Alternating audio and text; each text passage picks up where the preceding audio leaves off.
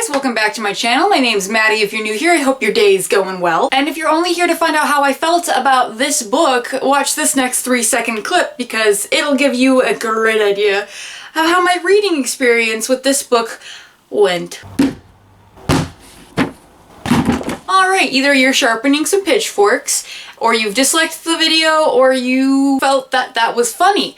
Either way, let's go ahead and just get into this book. If you follow me on Twitter, you know I've already filmed and edited this video and then had some technological difficulties because for some reason the video file decided that it wouldn't export. So we're doing this again. Obviously, I'm the only one doing it again, and I don't wanna. But I'm going to because I have things to say to everybody about this book and I just need to redo this video. So let's just get into it. I would have given books 0 stars before on this channel, but if those books were 0 stars, this book would have been a negative 2 star for me. It was not a fun reading experience. I greatly didn't enjoy this book. I'm going to go into reasons why, but this is going to be a grander scale video. This video isn't just going to be a spoiler-ish free review that I usually do, but it's also going to be a conversation and discussion about how this book affected the bookish community at large. Just so you know, this is going to be probably a pretty long video. Get comfy, get snacks, but I do think that before you make any snap judgments about my reading experience of this book, I would greatly prefer you watch the entire video because I'm going to make bigger points than just how I felt about this book.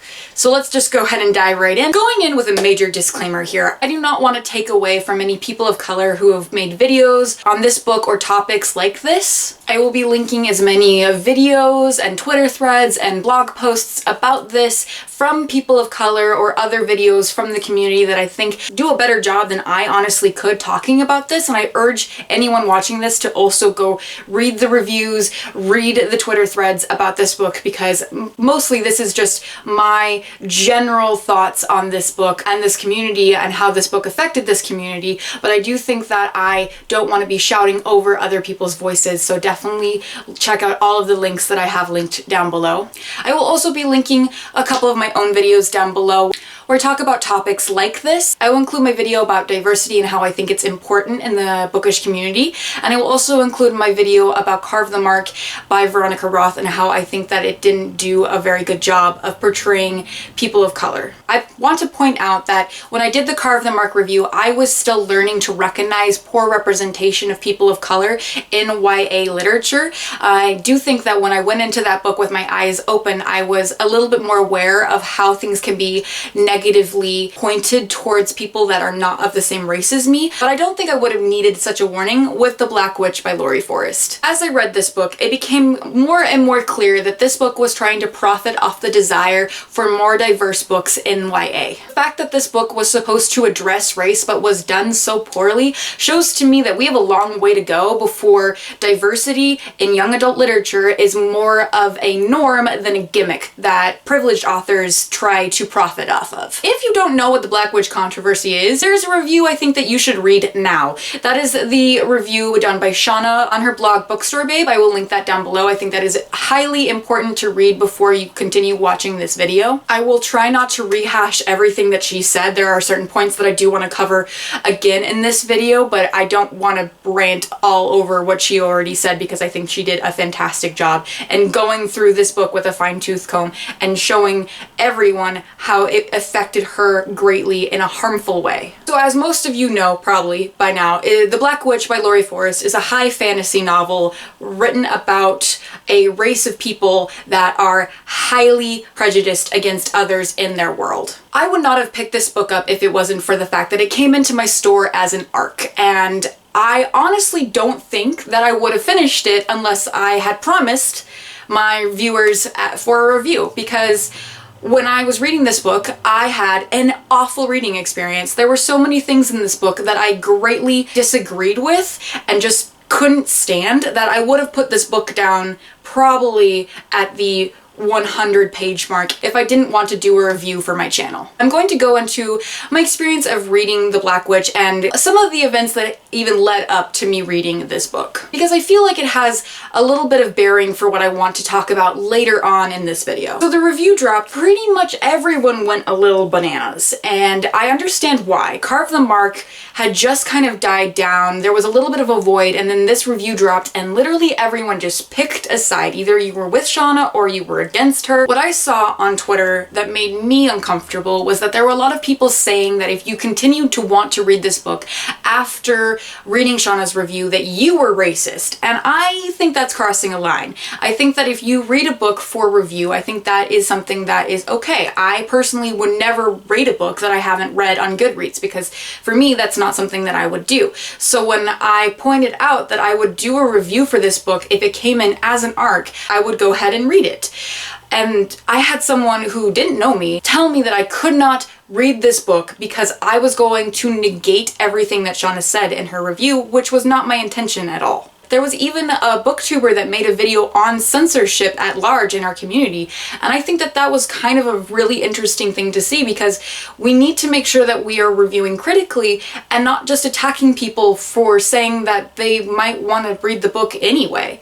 And I think that you can read this book. For me, I was not going to purchase it. I was not going to put any time and effort finding this book. So once I received this book, I decided that I was going to read it, obviously, and give a review for it. And that's why we're sitting here doing this video over again, because I still feel like I need to talk about this book and how it affected this community, because I think that there are large points that I want to make. So let's go ahead and get into kind of the review section of this video now. This book was not great, in my opinion, in any way. This felt like Laurie Forrest was playing a game of D&D and also trying to have a conversation about race at the same time.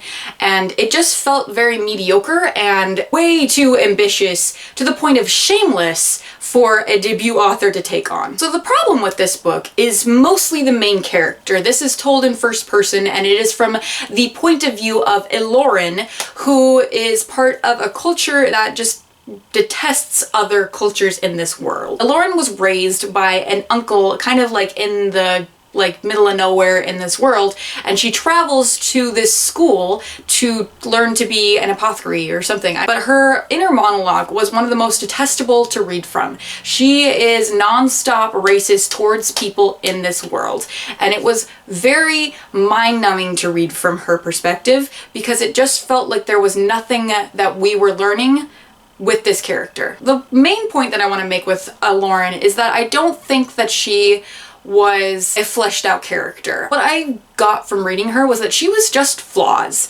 She was every single flaw you could give a main character, and that was all she was. She doesn't have a single dose of personality. She's really boring to read from, because half the time she's sort of learning things, and then the other half of the time she's being a dick. There are situations where she's put in where she says, "Oh, that's wrong, you shouldn't do that," but then 2 seconds later she's like, "Oh, those people are demons and I can't be friends with them." And I can't get on board with that type of writing. It doesn't make any sense for a character to only agree with some things about a certain world, but not able to understand that she is perpetuating these norms. And so for me, the character of Eloren was very weak and undeveloped, and in general, it just felt too heavy-handed with her inability to understand other people's point of views. Just didn't sit well with me, and it wasn't an interesting reading perspective at all. Another thing that I want to cover is that with Eloren, she's also a kind of a Mary Sue character.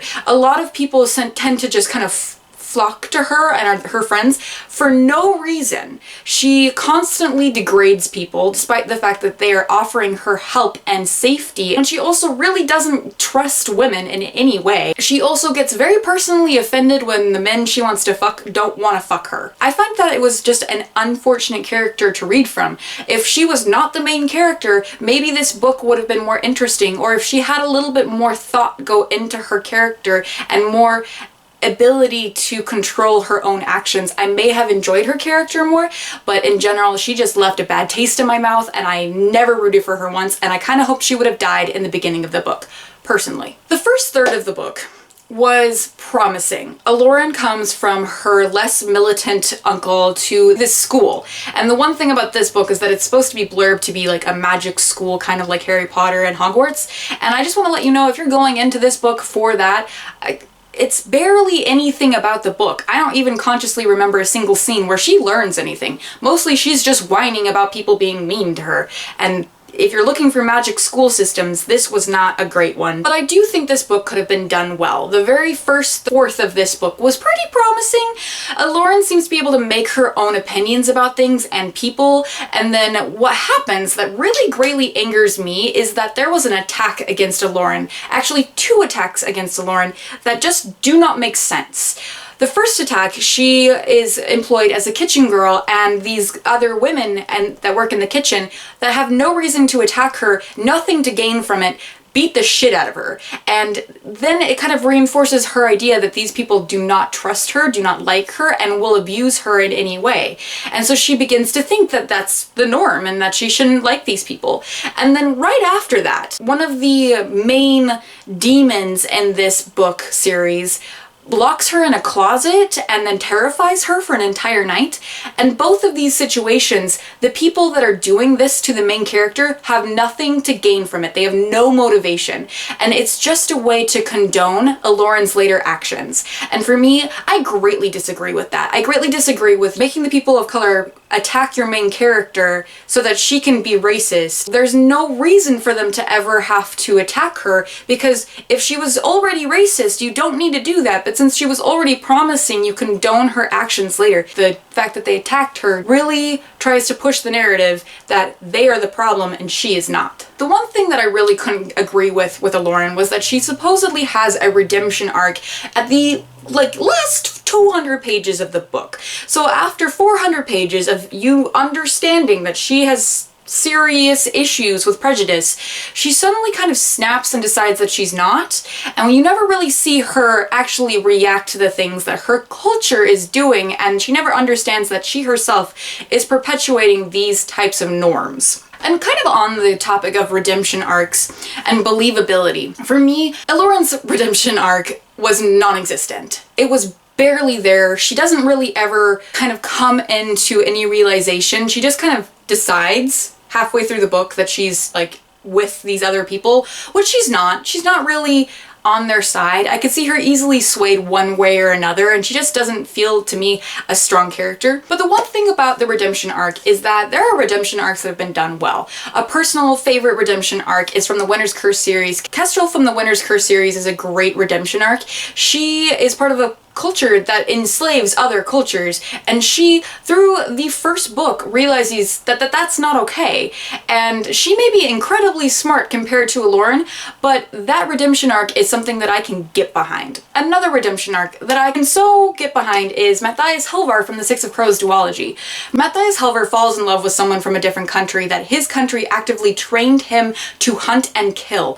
And you actually see Matthias go through some serious problems with himself, with his culture, with other people, to understand what is right and what is wrong. After reading Matthias Helvar's redemption story, it's so prevalent to me that this type of story can be written, but not like this. This was not well done at all. And the last redemption story that I think is better than Lauren's is Draco Malfoy's. This redemption arc wasn't even played out on screen, but by the time you get to the 7th book, at the very end, you know that Draco Malfoy has changed. He is a different person from the beginning of the series. He knows that his family has done wrong, and he knows that he shouldn't have done some of the things that he did. I also want to point out that I don't consider Cursed Child canon, and I'm not including anything from that book series. I'm just talking about Draco Malfoy at the end of the 7th book. But that's a different discussion altogether. I just think that Draco Malfoy's redemption arc was incredibly believable compared to Lauren's, and it wasn't even played out on screen. Another thing about this book that I cannot just wrap my head around was it was super convenient. I think it's called Deus Ex Machina. Basically, it's the author making things happen, saving the characters by some super convenient way without making the characters actually work to get to a certain point in the story. The end of the book is it just ends. We get all this setup for other things happening in this series. After 600 fucking pages, the book just ends. Nothing is resolved. Lauren is still sort of not understanding what's happening.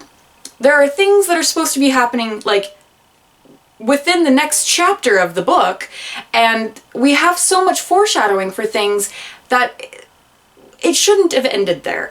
And I think that if you're just going to end a book, maybe you should re-edit the book first and then decide about where you should end it, because this book, the fact that it's 600 pages long and it didn't feel like it resolved anything really frustrates me. So I'm gonna go ahead and sidetrack a little bit on this topic and go into why I think this book is harmful and why I think that's something we need to address. And I'm going to go ahead and give you a scenario about a book series that I read when I was in high school that I think definitely condoned a certain type of relationship for me, and why I think this book for teenagers is not acceptable. When I was a teenager, I read a very popular book series, and I'm gonna give you 2 guesses, and if you didn't guess the Twilight series, you lost. I read the Twilight series when I was like 13 or 14, and looking back on it now, I know that that book series perpetuates and condones a very codependent type of relationship. And at that time, I didn't know that that type of relationship wasn't something that you should strive for, to look for in people, and I definitely think that my relationships in high school suffered for that. And this video is in no way about my past romantic life at all, but I do think that I want to point out that a certain book series definitely molded me in a way that was negative, and it affected my relationships with people negatively. There's a great video by Whitney from Witty Novels that I'll link down below, where she talks about how when teenagers read book series like this, they're at a very vulnerable point in their life and they will internalize certain aspects of these books that are not okay. And I will link that video down below. She mostly talks about Colleen Hoover's books, but I do think it's a very important topic to consider when you're thinking about this particular book. The reason why I think that this book is similar to this is that I am a 20-something living in a very liberal city. When I read this book, I wholeheartedly knew that this book was not something I agreed with. I didn't agree with anything Lauren was saying, but the one thing is that I don't know if 13-year-old Maddie would have picked up on that. I don't know how this book series would have affected me as a youngin'. So when I say I think The Black Witch is a harmful book, I don't think that it is something that everyone reading it will become a white supremacist or set literally every single person that reads it. What I am saying about this book is that it condones a certain way of thinking about different types of people, about people who are of a different race or of a different sexuality, of the same or different genders. The portrayals of these types of relationships in this book condone that people of different races can't be friends, that women can't be friends, that anyone who is different should be feared, that sexuality should be hidden or changed, that people who suffer from mental illness are crazy and unsavable. This type of writing in a YA novel is unacceptable to me. I think that this book does not do a good enough job of negating what it's trying to say about other races. I think that it perpetuates ideas that people of color or of different races are criminals, uneducated, and savage, and I think it doesn't do a good enough job showing us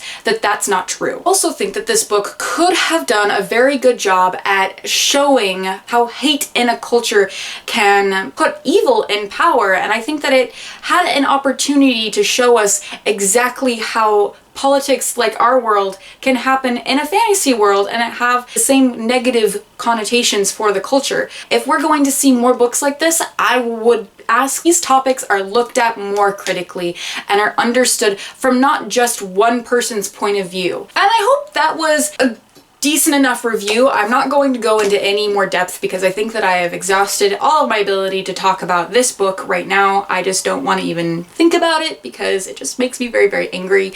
And I'm just going to go into the discussion about Booktube, Book Twitter, the bookish community as a whole, and what I think that we need to work on. And I'm not even going to sugarcoat this because I think that there were some aspects of this community that I definitely disagreed with. Number one is you cannot tell anyone that they can't read a book for any reason. Nobody can tell someone that they cannot read a book and have an opinion on it. That's not okay. Number two is that you can read and enjoy this book if you want to. It wasn't my cup of tea. I would urge you not to buy it personally, but if you want to buy it, or if you want to get it from the library, or if you just want to read it, go ahead. That's your prerogative.